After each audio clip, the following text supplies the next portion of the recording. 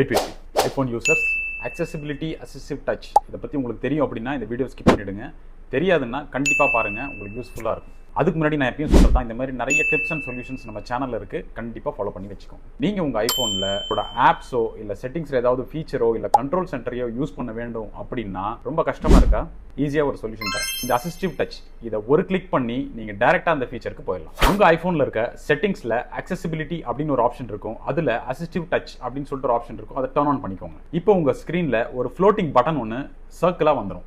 அந்த பட்டனை கிளிக் பண்ணீங்க அப்படின்னா உங்களுக்கு தேவையான ஃபீச்சர்ஸை அதுக்குள்ளார நீங்கள் கஸ்டமைஸ் பண்ணி உள்ளே வச்சுக்கலாம். இதில் நீங்கள் screenshot, home button, control centre, அப்புறம் மல்டிபிள்ஸ் டேப்ஸ் ஓப்பன் பண்ணுறது, இந்த ஃபீச்சர்லாம் டிஃபால்ட்டாகவே அதில் வச்சுக்க முடியும். அது மட்டும் இல்லாமல் கேமரா, லாக்கு, ஏதாவது ஆப் ஓப்பன் பண்ணுறது, இதையும் நீங்கள் அதில் செட் பண்ண முடியும். இதை நீங்கள் யூஸ் பண்ணுறதுனால உங்கள் ஐஃபோனில் கொஞ்சம் ஸ்பீட் டிஃப்ரென்ஸ் இருக்கும். நம்ம ஐஃபோனில் ஹோம் பட்டனையோ இல்லை மல்டிபிள் டேப் ஓப்பன் பண்ணுறதுக்கோ கொஞ்சம் கன்ஃபியூஸ் ஆகிறதுக்கு சான்சஸ் இருக்குது அட் சம்டைம்ஸ்.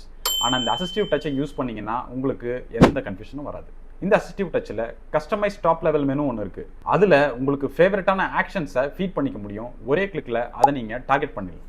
ஐஃபோன்ஸில் இந்த மாதிரி நிறைய ஹிடன் ஃபீச்சர்ஸ் இருக்குது. நீங்கள் கண்டிப்பாக நிறைய பார்த்துட்டு இருப்பீங்க ஆன்லைனில். இந்த ஃபீச்சர் உங்களுக்கு யூஸ்ஃபுல்லாக இருந்தது அப்படின்னா நம்ம சேனலை உங்கள் ஃப்ரெண்ட்ஸ்க்கு கண்டிப்பாக ஷேர் பண்ணுங்கள். பாய்.